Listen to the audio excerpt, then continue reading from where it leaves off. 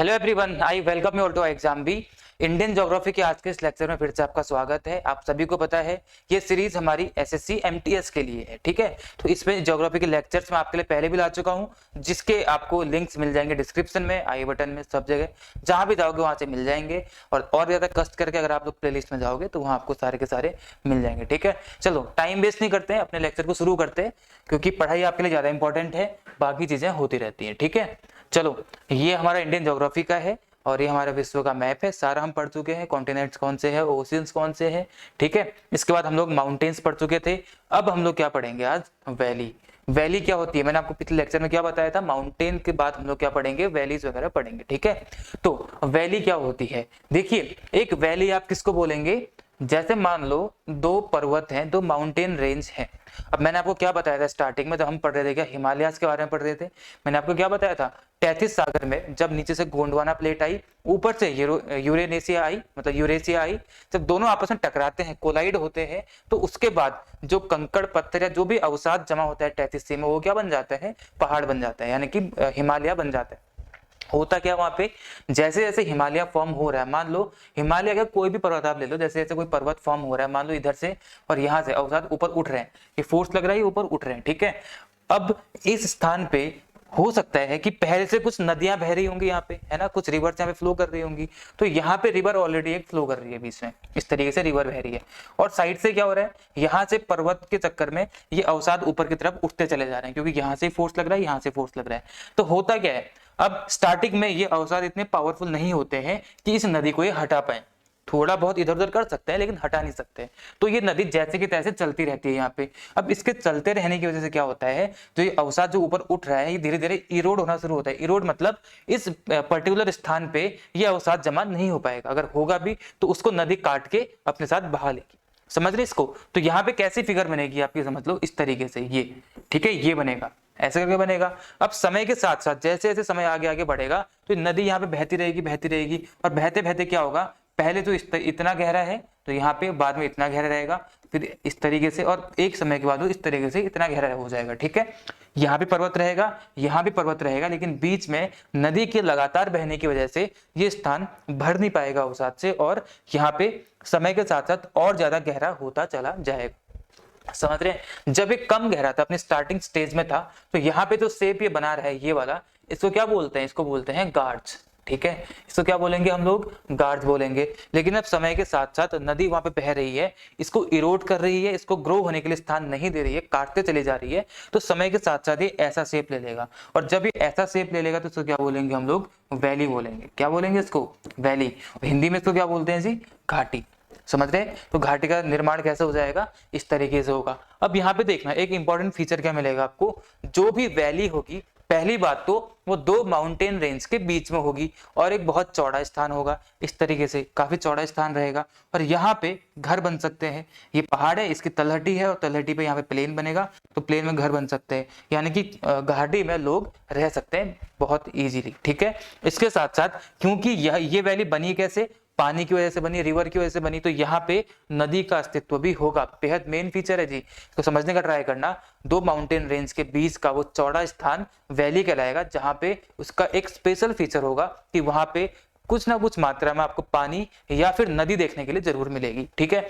तो वैली में हमेशा आपको नदी देखने के लिए मिलेगी, क्योंकि इसी नदी की वजह से इस वैली का निर्माण हुआ है। अगर वहां पे वैली में अगर स्ट्रीम ना हो, पानी ना हो, पानी की धारा ना हो, तो फिर हम उसको क्या बोलते हैं वो मैं आपको आगे बताऊंगा, ठीक है। तो वैली में आपको क्या दिखेगा? यहाँ पे पानी बहता हुआ दिखेगा, यहाँ पे पानी देखने के लिए आपको जरूर मिलेगा। अब मैं आपको दिखाता हूँ कि वैली किस तरीके से होती है। आपको इस सामने डेफिनेशन है आपके सामने, जो मैंने बोला था, ये रही आपकी वैली, ठीक है। यहाँ देखो, इधर से भी पहाड़ देखने को मिल रहा है आपको, ठीक है, और यहाँ से भी पहाड़ देखने के लिए मिल रहा है। इसका शेप कैसा दिख रहा है देखो, यहाँ से इस तरीके से, और यहाँ पे ये, फिर ये, ठीक है। और जो प्लेन इलाका है ये पूरा का पूरा, इस प्लेन इलाके में घर बसे हुए हैं, और यहाँ पे आपको पानी देखने के लिए मिल जाएगा, ठीक है। तो यही चीज मैंने आपको बताई, दोनों साइड से पर्वत होगा, बीच में घर बने रहेंगे, और यहाँ पे क्या होगा, यहाँ पे पानी बह रहा होगा, क्योंकि कभी ना कभी इस पानी या इस नदी की वजह से ही ये सारा का सारा यहाँ पे खेल हुआ है, ठीक है। सामने भी देख सकते हैं आप लोग, यहाँ पे भी, यहाँ से पहाड़ी है, यहाँ से पहाड़ी है, बीच में यहाँ पे प्लेन देखने को मिलेगा आपको, यहाँ आपको नदी बहती हुई दिखेगी। तो हर वैली में क्या होगा, एक न एक नदी आपको देखने के लिए जरूर मिलती है, ठीक है। तो ये क्या था? घाटी था। घाटी के बाद आगे बढ़ते हैं हम लोग पासेज, यानी कि पास को क्या बोलते हैं हम लोग, दर्रा। क्या बोलेंगे इसको, दर्रा। अभी इंडिया में कौन कौन सी वैली हैं, कौन कौन से पास हैं, आगे आके हम लोग पढ़ेंगे आज के लेक्चर में पढ़ेंगे, ठीक है। तो वैली हमारे साउथ इंडिया और नॉर्थ इंडिया सभी जगह है, ऐसे ही पासेस हमारे साउथ नॉर्थ सभी जगह है।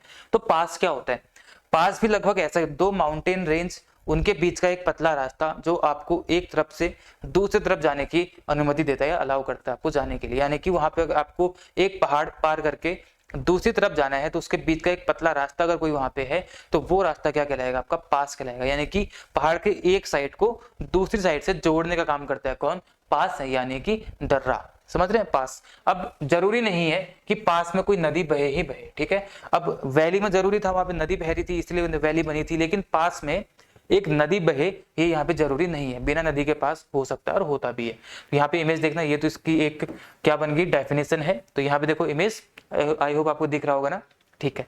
यहाँ से पर्वत बीच में ये रास्ता बन गया, ये इस इलाके को उस इलाके से जोड़ रहा है, और ना ही ये वैली की तरह बहुत चौड़ा है, क्या है, बहुत सकरा और बहुत पतला, बहुत नैरो ये रास्ता होता है, ठीक है। तो ये क्या रहेगा आपका पास, यानी कि दर्रा। ऐसे वो वाली इमेज में देखो, यहाँ पे ये पहाड़ और बीच में क्या है, सारा का सारा आपका पास है, जो आपको एक इलाके से दूसरे इलाके में जाने के लिए अलाउ करता है, ठीक है। तो इसको हम लोग क्या बोलेंगे जी, पास बोलेंगे, यानी कि दर्रा बोलेंगे। अब भारत में कौन कौन से दर्रे हैं, ये सारा का सारा हम लोग आगे देखेंगे। अगली चीज क्या है, snow lines and glaciers. Snow lines क्या होती हैं, देखो सभी को पता है पृथ्वी पे पूरा प्लेन नहीं है, ठीक है, कुछ प्लेन है, उसके बाद आप चलते चले जाओगे तो एक पठार वाला इलाका आएगा, उससे और ऊंचाई पे जाओगे तो क्या आएगा आपके लिए, माउंटेन हिल्स आएंगे, उससे और ऊंचाई पे जाओगे क्या आएगा, माउंटेन्स आएंगे, ठीक है। इस तरीके से क्या होता है, पृथ्वी के धरातल पे आपको वेरिएशन देखने को मिलते हैं ज्योग्राफी में, टोपोग्राफी में, ठीक है। तो जैसे जैसे आप लोग हाइट पे चलते चले जाओगे ना, ऐसे ऐसे करके, मान लो यहाँ पे प्लेन है, ठीक है, अब आप हाइट पे चलते चले आए, जब आप हाइट पे जाओगे तो ऊंचाई पे जाने पे क्या होता है, टेम्परेचर हमेशा क्या होता है, गिरता है, तापमान गिरता है, जैसे जैसे आप हाइट पे जाते हो तापमान गिरता है। तो एक पॉइंट के बाद एक ऐसा स्थान, मान लो ये वो पॉइंट है, ठीक, यहाँ पे आप पहुंच गए, इसके बाद एक ऐसा स्थान आता है, मतलब ऐसा एरिया शुरू होता है जिसका टेम्परेचर इतना कम है कि इसके ऊपर हमेशा बर्फ पड़ी रहती है, पूरे सालों साल, थ्रू आउट द ईयर, इस पूरे के पूरे इलाके में क्या रहेगी, हमेशा बर्फ पड़ी रहेगी। और कौन से लाइन के बाद आया, इस लाइन के बाद, ठीक है, इस पॉइंट के ऊपर क्या रहेगा, आपका बर्फ रहेगी। तो जो आपका ये वाला पॉइंट है ना, ये लाइन जो है, इस लाइन को क्या बोलते हैं हम लोग, स्नो लाइन बोलते हैं। समझ रहे हैं, जिस लाइन के बाद एक सर्टेन एल्टीट्यूड में जाने के बाद इस पॉइंट के ऊपर क्या होगा, आपको स्नो देखने के लिए मिलेगी थ्रू आउट द ईयर।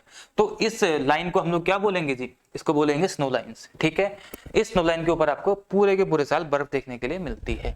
अब इसमें अगला क्या है, यहाँ पे ग्लेशियर्स क्या है, ग्लेशियर्स क्या होते हैं, ग्लेशियर्स क्या होते हैं, नदियां होती हैं, ठीक है। क्या बोलते हैं इसको, नदी होती है। अब एक नदी होती है कौन सी, जिसमें पानी बहता है, लेकिन ये नदी कौन सी रहेगी, जिसमें बर्फ बहेगी।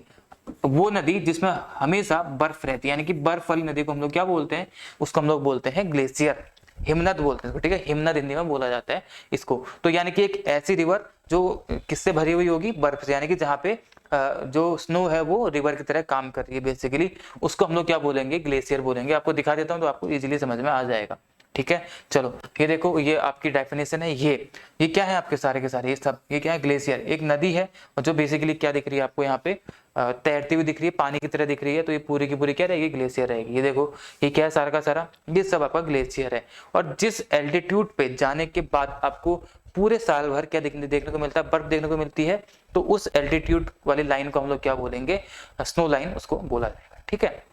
चलो जी आगे बढ़ते हैं। अब क्या है यहाँ पे, देखो तीन चार चीजें आपको बताइए। अब प्लेटू की तरफ बढ़ते हैं। प्लेटू क्या होता है, हिंदी में बोलते हैं इसको पठार, हिंदी में क्या बोलते हैं, इसको बोलते हैं पठार। पठार क्या होता है, पठार जो सरफेस है, सरफेस से ऊंचे स्थान होते हैं, धरातल से हमेशा हाइट पे रहेंगे। मान लो ये धरातल है, ठीक है, ये धरातल है, इससे थोड़ी हाइट पे रहेंगे, मतलब हाइट पे तो माउंटेन या हिल्स भी होती हैं, ये भी हाइट पे रहता है। डिफरेंस क्या होता है, इनकी जैसे ही हाइट बढ़ेगी तो एक कुछ हाइट पे जाने के बाद ऊपर फिर से प्लेन होते हैं ऐसे, ठीक है। यहाँ पे भी इंसान रह सकता है, ये क्योंकि प्लेट्यू है, और प्लेट्यू ऊपर से क्या रहता है, हमेशा पठार क्या रहता है, समतल रहता है, प्लेन रहता है। तो इसके प्लेन होने की वजह से यहाँ पे क्या रहता है कि इंसान यहाँ पे रह सकते हैं। तो धरातल से थोड़ी सी हाइट पे बसे आप एक टोपोग्राफी बोल सकते हैं, जो कि ऊपर से प्लेन है, जहाँ पे मनुष्य या ह्यूमन बीइंग रह सकते हैं। उसको क्या बोलते हैं हम लोग, उसको हम लोग पठार बोलते हैं। तो ये क्या रहेंगे आपके प्लेट्यू रहेंगे। अब भारत में कौन कौन से पठार है, ये सारी की सारी चीजें आपको बताऊंगा। पठार के लिए एक खासियत और है कि पठार के एक साइड, मिनिमम एक साइड हमेशा प्लेन रहेगा, मतलब दोनों साइड से रह सकता है लेकिन मिनिमम एक साइड तो हमेशा प्लेन रहेगा ही रहेगा, क्योंकि उस प्लेन से हाइट पर ही वो पठार हमेशा होता है। ठीक है, तो पठार आपको दिखाने का ट्राई करता हूँ, ये आपकी डेफिनेशन है, इसको पढ़ लेना आप। पठार होता है कुछ ऐसा। ठीक है, ये क्या है, यहाँ पे प्लेन देखने को मिलेगा आपको एक साइड से, हाइट पे जाने के बाद यहाँ पे फिर क्या है, प्लेन है, यानी कि ये क्या है आपका पठार है।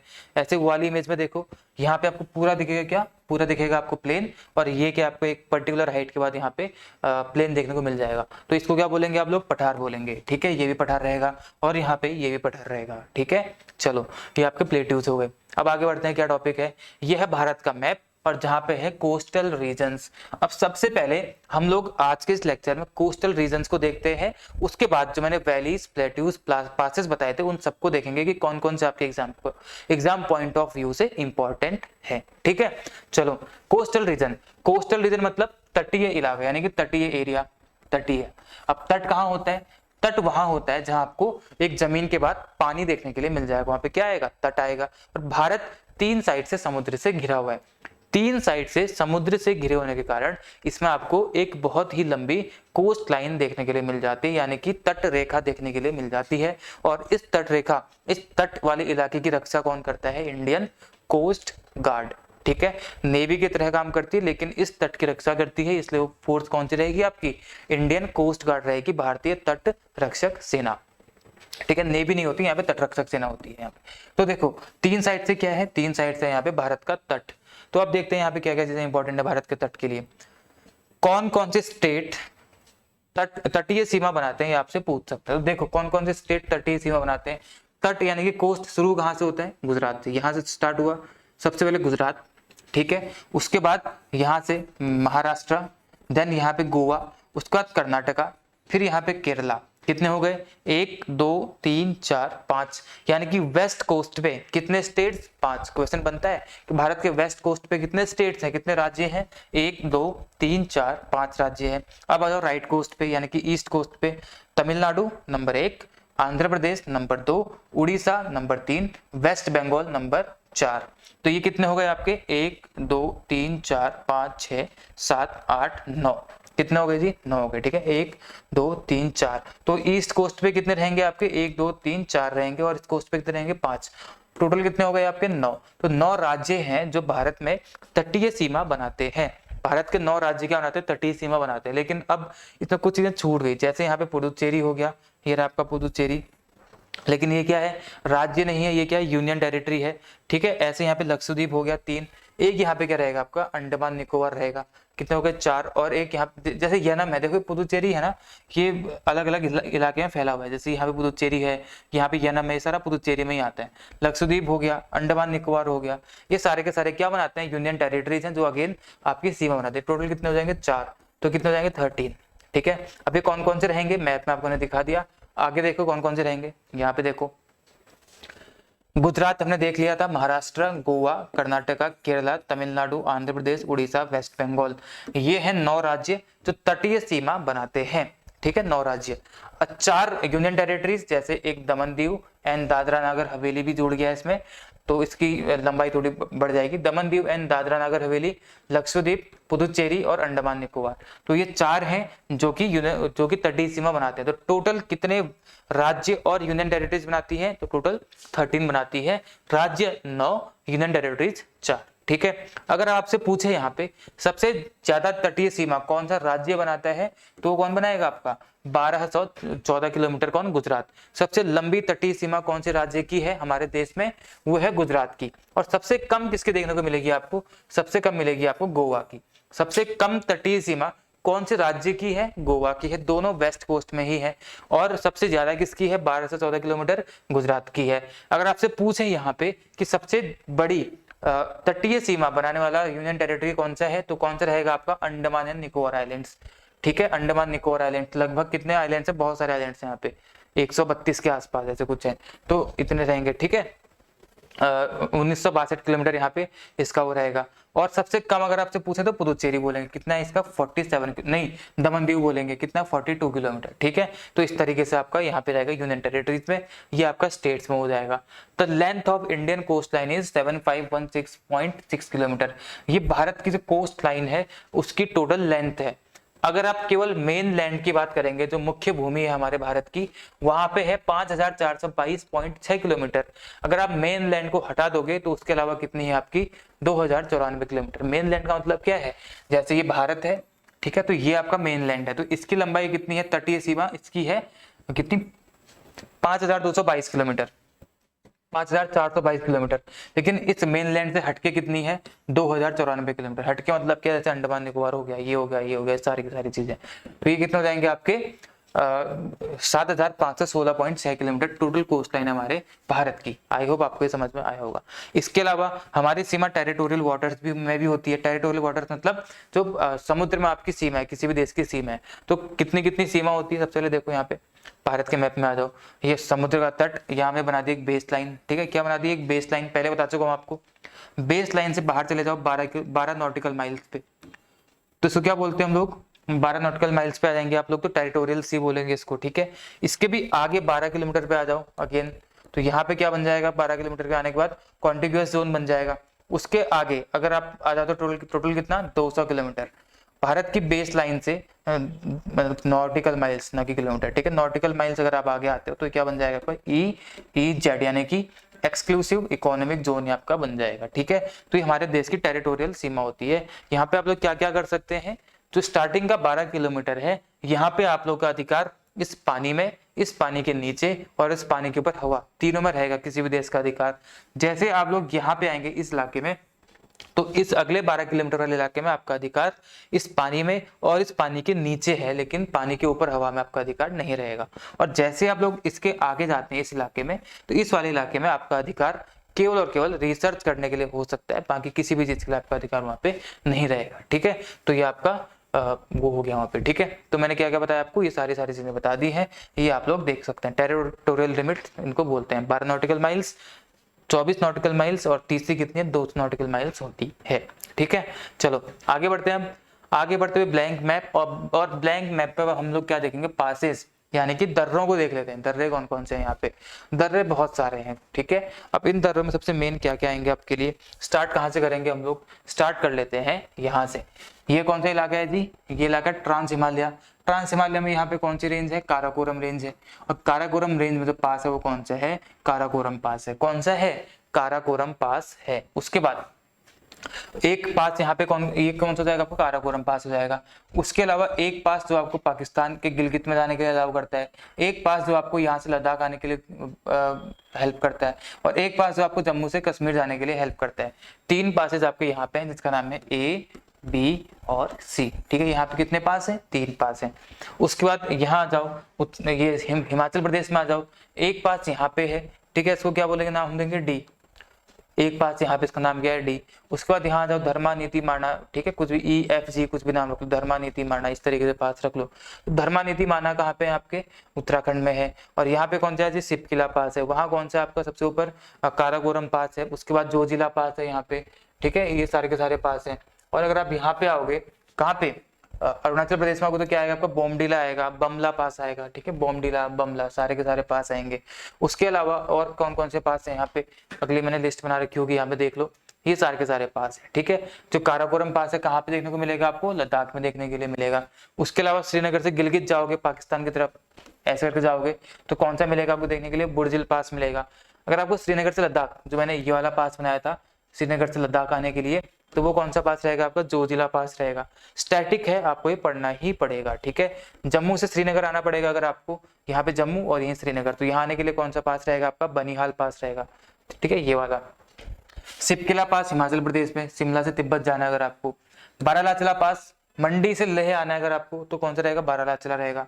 थांगला पास कहाँ पे, उत्तराखंड में है। माणा, धर्मा नीति, चिरबितिया, डुंगरी, ये सारे के सारे पास कहाँ पे हैं, उत्तराखंड में है। ठीक है, सारे के सारे। लिपुलेख पास कहाँ पे, उत्तराखंड में है, सारे के सारे। और देखते हैं आगे कौन कौन से पास हैं। देखो नाथुला बता चुका हूँ, सिक्किम में, नाथुला, जलीपला, ये सिक्किम में देखने के लिए मिलेंगे। इसके अलावा बोमडिला, यांगयाप, दीपलू, पंगसो, ये सारे के सारे पास अरुणाचल प्रदेश में देखने के लिए मिलेंगे। तुजू पास कहाँ पे है? मणिपुर, इम्फाल में, नॉर्थ ईस्ट में, ठीक है। थाल घाट, भोर घाट, ये कहाँ पे है? महाराष्ट्र में। थाल और भोर कहाँ? महाराष्ट्र में। पाल घाट कहाँ पे है? तमिलनाडु और केरला में। तमिलनाडु और केरला में कौन कौन से आपके लिए पाल घाट है। उसके अलावा सांगला पास कहाँ पे है? जम्मू एंड कश्मीर में है सांगला पास, ठीक है। चलो जी आगे बढ़ते हैं। ये वो लिस्ट है जो आपके लिए इंपॉर्टेंट है। पास बहुत सारे हैं, अनगिनत है, लेकिन इंपॉर्टेंट वाले सारे लिखे हैं मैंने यहाँ पे, ठीक है। बमला बता चुका हूँ। रोहतांगला पास हिमाचल प्रदेश में देखने को मिलेगा। नीति उत्तराखंड में, धर्मा उत्तराखंड में, मोलिंगला उत्तराखंड में। तो ये सारे के सारे इंपॉर्टेंट पास है जो आपके एग्जाम के लिए इंपॉर्टेंट है। इनको आपको ऐसे याद करना पड़ेगा। पीडीएफ आपके लिए नीचे दी गई है, उसको डाउनलोड करो, पढ़ लो। इसके बाहर आपको नहीं पूछेगा, ठीक है। स्टेट यहाँ पे लिखे हुए हैं, यहाँ पे लिखा है। अब देखो जो वैली पासेज ये होते हैं ना, थोड़े बोरिंग टॉपिक्स हो जाते हैं क्योंकि ये आपको याद करने ही पड़ते हैं। स्टैटिक में आता है बेसिकली ये, ठीक है। ज्योग्राफी और स्टैटिक दोनों में आता है। तो आप उसको देखो और समझो इस चीज को। आपको ये करना पड़ेगा ऐसे ही। आपके लिए इंपॉर्टेंट भाग लेके आया हूँ तो आपको ये पढ़ना तो पड़ेगा, ठीक है। आगे बढ़ते हैं। अब हम लोग वैलीज की बात कर लेते हैं। तो वैलीज कौन कौन सी? सबसे पहले आ जाओ कश्मीर में। तो कश्मीर में कौन सी वैली होगी जी? यहाँ पे हो जाएगी आपकी कश्मीर वैली, ठीक है। कौन सी रहेगी? कश्मीर वैली। हिमाचल प्रदेश में कौन सी रहेगी आपकी? कांगड़ा, कुल्लू, ठीक है। कांगड़ा और कुल्लू कहाँ पे रहेंगी आपकी? हिमाचल प्रदेश में रहेंगी। यहाँ पे क्या रहेगी आपकी? दून वैली, देहरादून, वो कहाँ पे?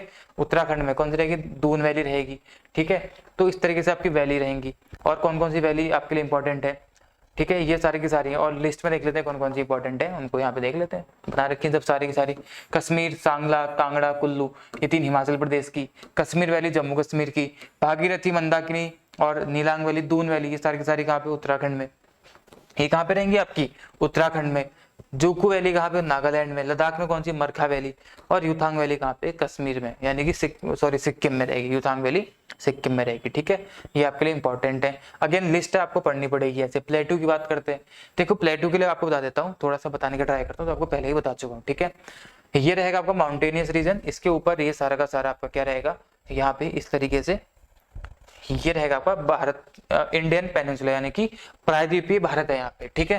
प्रायद्वीपीय भारत के 2 हिस्से हैं। ऊपर वाले को बोलते हैं सेंट्रल हाईलैंड्स, नीचे वाले को बोलते हैं क्या? दक्कन का पठार, दक्कन प्लेट्यू इसको बोला जाता है। ये दक्कन प्लेट्यू और ये ऊपर का सेंट्रल हाईलैंड्स। तो सेंट्रल हाईलैंड्स है, यहाँ पे इटसेल्फ 7 से 8 पठार है। कौन कौन से पठार देखने को मिलेंगे? ध्यान देना, यहाँ पे कौन कौन से पठार प्लेट्यू है, कौन कौन से होंगे? यहाँ पे अरावली रेंज है, तो अरावली रेंज के साथ कौन सा? मारवाड़, ठीक है। अरावली के साथ यहाँ पे कौन सा? मारवाड़। उसके बाद यहाँ पे आओगे तो कौन सा रहेगा आपके लिए? मध्य भारत, ये बुंदेलखंड, ये बघेलखंड। मारवाड़, मध्य भारत, बुंदेलखंड और बघेलखंड। यहाँ पे मालवा का पठार रहेगा। और ये पूरा क्या रहेगा आपका? छोटा नागपुर का पठार रहेगा। ये क्या रहेगा आपका? छोटा नागपुर का पठार। इतने रहेंगे ये सारे के सारे सेंट्रल हाईलैंड्स के, ठीक है। मारवाड़, मालवा, मध्य भारत, बुंदेलखंड, बघेलखंड, छोटा नागपुर, सारे लिस्ट में लिखे हैं, ठीक है। आगे लिस्ट में स्टेट और सब लिखे हैं, बस आपको लोकेशन दिखा रहा हूँ। इसके बाद नीचे आओ, ये क्या? दक्कन प्लेट्यू, दक्कन का पठार ये पूरा है। यहाँ पे ये महाराष्ट्र का पठार, ये तेलंगाना का पठार और ये कर्नाटका का पठार। महाराष्ट्र, तेलंगाना, कर्नाटका का पठार। और यहाँ पे आओगे तो ये कौन सा रहेगा? दंडकारण्य। ये कौन सा रहेगा? दंडकारण्य, जहाँ पे रामायण में भगवान राम वनवास पे आए थे, दंडकारण्य, ठीक है। ये रहेगा आपका दंडकारण्य। तो ये आपके लिए इंपॉर्टेंट है। इसी का एक एक्सटेंशन आपको नॉर्थ ईस्ट में देखने के लिए मिलता है। तो यहाँ पे क्या रहेगा आपका? मेघालय का पठार। ये इसी दक्कन के पठार का, इंडियन पेनिनसुला का एक्सटेंशन है, ठीक है, विस्तार है। यहाँ पे क्या रहेगा? मेघालय का पठार। असम में क्या रहेगा आपका? कार्बी आंगलोंग, कार्बी आंगलोंग का पठार। तो ये सारे के सारे पठार आपके लिए इंपॉर्टेंट है, ठीक है। ये क्या आपके लिए इंपॉर्टेंट है पठार। जो सेंट्रल हाईलैंड्स है, इसका साउथ सीमा कहाँ बनेगी? नर्मदा नदी पे बनेगी, ठीक है। नर्मदा नदी। इसके नीचे क्या रहेगा? सतपुड़ा रेंज रहेगी, माउंटेन रेंज। ऊपर की सीमा कौन बनाएगा? अरावली रेंज बनाएगी। पूरे इंडियन पेनिनसुला की वेस्ट सीमा कौन बनाएगा? वेस्टर्न घाट। ईस्ट कौन बनाएगा? ईस्टर्न घाट। वैसे यहाँ भी जाएंगे हम लोग मेघालय और कार्बी आंगलोंग तक चले जाएंगे, ठीक है। ये आपका रहेगा सारा का सारा। ये प्लेट्यू रहेगा आपका। सारी लिस्ट यहाँ पे लिखी हुई है, आप लोग इसको देख सकते हैं, ठीक है। ये मैंने यहाँ पे लिखा हुआ है सारा का सारा। चलो आगे बढ़ते हैं। अब क्या रहेगा इसमें? आइलैंड्स। आइलैंड्स क्या क्या रहेंगे? आइलैंड्स कौन से? अंडमान निकोबार आइलैंड्स, यहाँ पे, ठीक है। ये क्या? अंडमान निकोबार आइलैंड्स। चलो उसके बाद देख लो लोकेशन क्या है, ये वाली है।